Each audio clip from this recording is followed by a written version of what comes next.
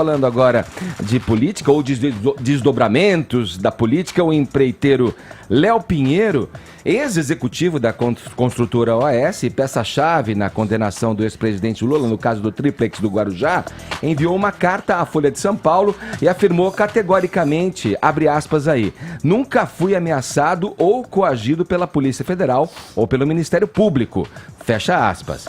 O Léo Pinheiro reforçou que nunca mudou ou criou as versões das acusações que fez contra o petista e que todas elas foram endossadas por provas, rechaçando, portanto, a possibilidade de ter adaptado suas declarações para que seu acordo de delação premiada fosse aceito pela Lava Jato. Foi a primeira vez que o ex-presidente da OAS falou com a imprensa após ter sido preso. A decisão veio depois que a Folha de São Paulo, o jornal Folha de São Paulo, revelou em reportagem do último domingo, após análises de mensagens obtidas pelo The Intercept, que Léo Pinheiro só passou a ter crédito nas investigações após mudar de versão várias vezes e dizer que o apartamento no Guarujá era de Lula. Vamos lá, Caio, bom dia. Bom dia, Edgar. Estamos aí de frente a uma análise do embate que vem sendo travado a partir dessas revelações, dessas possíveis conversas entre juiz e procuradores. Pois é, a carta do Léo Pinheiro à Folha de São Paulo é o menos importante da história, porque ela representa apenas uma mera formalidade, né, para que um criminoso delator não perca os benefícios penais por ter colaborado com a justiça. A carta foi enviada à Folha em resposta à matéria, como você bem disse, né, publicada em 30 de junho, que é intitulada, abre aspas, Lava Jato desconfiou de empreiteiro, pivô da prisão de Lula, indicam mensagens. É aqui que mora a verdadeira polêmica. Essa reportagem, ou propaganda política, faz parte daquela colaboração ou conluio entre a Folha de São Paulo e o site panfletário militante The Intercept. Qual que é o importante nessa história? Nesse episódio dessa série cômica batizada de Vaza Jato, não há nenhuma mensagem atribuída ao então juiz Sérgio Moro, apenas aos procuradores federais da Força-Tarefa da Lava Jato. Portanto, aqui não se está em discussão parcialidade ou imparcialidade do juiz. Qual que é a notícia dessa matéria a qual eu me referia, que eu vou abrir aspas para a Folha. As mensagens indicam que Léo Pinheiro, o delator, só passou a ser considerado merecedor de crédito após mudar diversas vezes sua versão sobre o apartamento Triplex do Guarujá, que a empresa afirmou ter reformado para o líder petista. Então, olha só, trocando em miúdos, o que a gente tem aqui é um criminoso tratado com desconfiança pela justiça. Olha só que absurdo, Edgar, e aqui não tem como não carregar de ironia. Só que qual que é a narrativa que o Intercept quer emplacar, sempre objetivando hashtag Lula livre?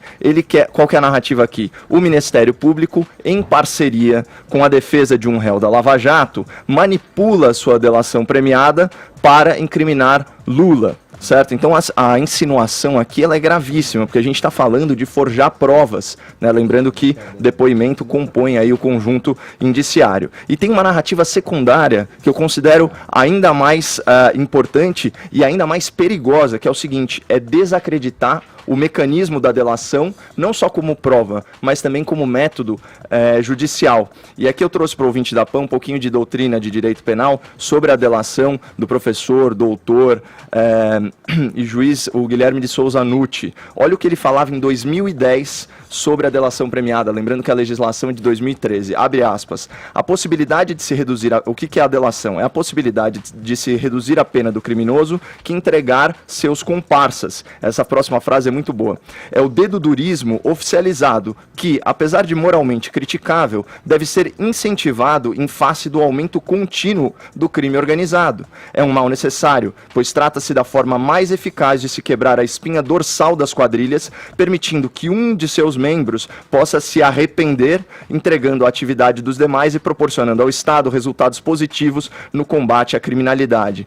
Bom, como que isso foi traduzido na lei? Os dispositivos legais da delação premiada, eles estão na Lei 2.850 de 2013, ironicamente sancionada pela Dilma Rousseff após as manifestações, as jornadas lá de junho de 2013. Ela está nos artigos 4º e 7º. Então, de novo, isso é anterior à Lava Jato. A Lava Jato começa em 2014, viabilizada pela delação premiada. Qual que é o principal benefício ao réu previsto nessa lei? A redução, Edgar, em até 2/3 da pena privativa de liberdade a que for condenado, certo?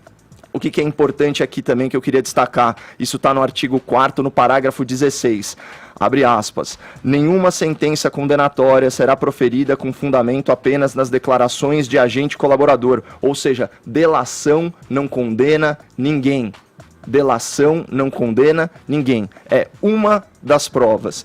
Bom, qual que é a versão original do Léo Pinheiro? Isso segundo uma fonte anônima, relatada pela Folha de São Paulo. Abre aspas. Uma pessoa que acompanhou as conversas da OAS com a Lava Jato na época, disse à Folha que, inicialmente, Léo Pinheiro descreveu o triplex como um presente que oferecerá a Lula sem pedir nada em troca. Então ele nunca questionou o fato de ter beneficiado o Lula. É só a natureza desse benefício. Era uma propina ou era um presente? Ora, falar que era um presente, uma reforma milionária, isso não é provável, não é verossímil e, portanto, não é plausível. É natural a incredulidade do Ministério Público, tanto que, qual que é o tipo de mensagem trocada entre os procuradores da Lava Jato, e aqui vem os vazamentos mesmo do Intercept. Por exemplo, abre aspas, na última reunião dissemos que eles precisam melhorar consideravelmente os anexos da delação, ou seja, aquilo que corrobora o que está sendo dito. Outra procuradora disse, Léo parece que está escondendo fatos também. Então assim, nada de ruim. O que é importante a gente discutir? Qual foi a mudança, a suposta mudança, né, na versão do depoimento? Antes, as reformas no triplex e no sítio de Atibaia eram, abre aspas, uma forma de agradar Lula sem contrapartidas. Muito improvável. O Léo Pinheiro, então, ele teria mudado essa versão 2 vezes até o seu depoimento, e esse sim, a primeira manifestação oficial dele no processo foi o depoimento ao juiz Sérgio Moro. Então, aí o que muda? O apartamento do Guarujá era do Lula, de fato, não no papel, obviamente, e os custos das reformas feitas pela OAS, tanto no triplex quanto no sítio de Atibaia, eram descontados da propina devida ao PT por contratos da OAS fechados com a Petrobras. Por que isso é tão importante no processo? Porque ele ajuda a conectar a vantagem indevida recebida pelo corrupto com o caso concreto de corrupção, que foi o Petrolão. Esse conteúdo está nessa carta enviada pelo Léo Pinheiro à Folha, onde ele diz que isso seria abatido, como você ressaltou, da propina ali entre os negócios conquistados dentro do governo para a OAS, a empreiteira OAS, cujo presidente o ex-presidente é o Léo Pinheiro. Agora, tem uma questão que eu queria ouvir você a respeito, Caio, porque é o seguinte, eu acho que ele não mudaria mesmo. O discurso o que ele coloca de conteúdo na carta agora corrobora o discurso dele na delação premiada. Agora, isso me parece lógico, uma vez, aí sim, confirmando mudança de discurso, adequação, se a gente tomar por base esses diálogos como verdadeiros, esses diálogos da Intercept, onde os procuradores diziam não muito crédito no que dizia até então o Léo Pinheiro, e aí as desconfianças e as possíveis mudanças de argumento e de assunto, de conteúdo na delação do Léo Pinheiro. Agora, tem uma coisa que é o seguinte, normalmente, pelo que li, pelo que busquei me informar a respeito, o trâmite que demora mais é o trâmite do acordo entre você decidir que vai fazer uma delação, digamos, você, um corrupto pego em alguma ilicitude, decidir fazer a delação e a assinatura dessa alegação. Agora, é bom lembrar, e aí vem a minha pergunta que eu te repasso, é o seguinte, essa delação do Léo Pinheiro não está homologada. É uma delação que misteriosamente não foi para o STF, que tem que partir da PGR, que está na figura da Raquel Dodge, para o Supremo Tribunal Federal homologar e dar validade jurídica a essa delação. Primeiro, o porquê dessa demora, e eu te pergunto o seguinte, se não está homologada ainda, tudo que se diz a respeito, tanto de um lado quanto das conversas dos procuradores divulgadas pelo Intercept, quanto pela carta do próprio Léo Pinheiro, tá tudo inválido juridicamente, não? Não, na verdade... Você não tem homologação ainda? Não, então tem uma distinção. O depoimento em si, ele vale.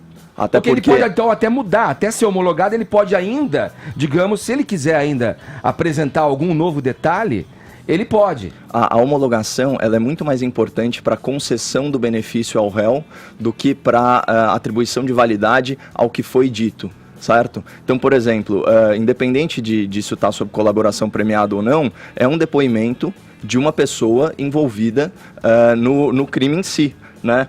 E você trouxe um ponto importante, né, Edgar? A gente está falando de um criminoso corrupto. A corrupção, ela é filha da mentira. Então, é natural que um delator tenha sua credibilidade sempre posta em dúvida pelo Ministério Público e que haja certo descrédito e descrença por parte das autoridades nas primeiras versões, até porque o impulso natural do criminoso não é dedurar os seus comparsas, especialmente se ele é um ex-presidente da República. Eu separei aqui alguns trechos da carta do Léo Pinheiro. Eu separei 3 trechos que eu achei muito interessantes. O primeiro fala sobre a questão das provas, né? Abre aspas para Léo Pinheiro, para a Folha de São Paulo. Não há como eu, Léo Pinheiro, ter apresentado versões distintas, já que o material probatório é bem anterior à decretação da minha prisão. Aqui você tem uma mentira e uma verdade. A mentira é o seguinte: você pode sim mudar as suas versões. Isso acontece. Inclusive parece ter sido o caso, né? Primeiro ele falava que era um presente sem contrapartida, e depois ele confessa que isso fazia parte de um esquema maior de propina. Que agora seria abatido das propinas. De fato, você não consegue contrariar as provas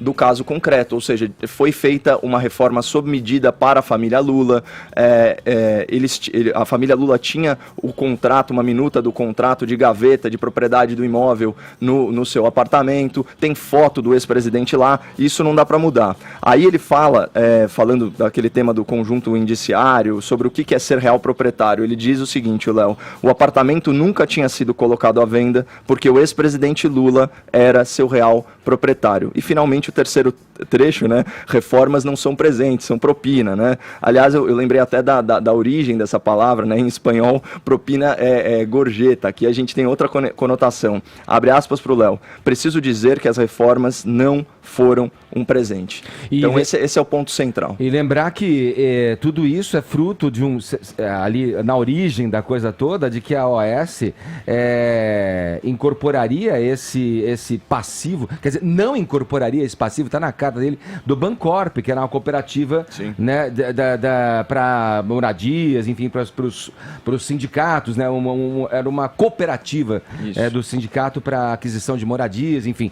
E ele não assumiria esse passivo, que eram ali dívidas judiciais, e que tudo era mesmo fruto de uma negociação e que isso seria descontado, mais uma vez, coloco aqui, da propina, dos valores ali negociados em propina, contratos com a Petrobras, né?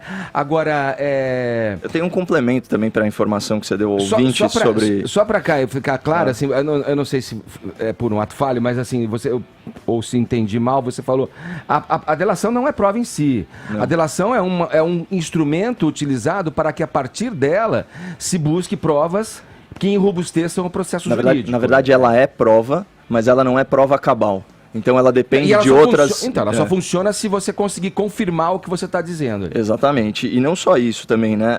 Aqui, só para complementar, eu estava vendo a cronologia do caso, né? De fato, a versão final da delação, que é aquela apresentada ao depoimento ao Sérgio Moro em 2017, ela é do começo de 2018. Então, no final de 2018, na verdade, foi quando o delator fechou o acordo com a Procuradoria da Lava Jato. Só que a PGR, né, na figura da Procuradora-Geral Raquel Dodge, misteriosamente, ainda sequer encaminhou para homologação no STF. Isso está pelo menos há 5 meses na mão da... E o benefício que o Ministério Público pediu, né, em favor do réu colaborador, em favor do Léo Pinheiro, ao juiz Moro, à época, foi que ele reduzisse pela metade a pena do empreiteiro, tá, por essa colaboração.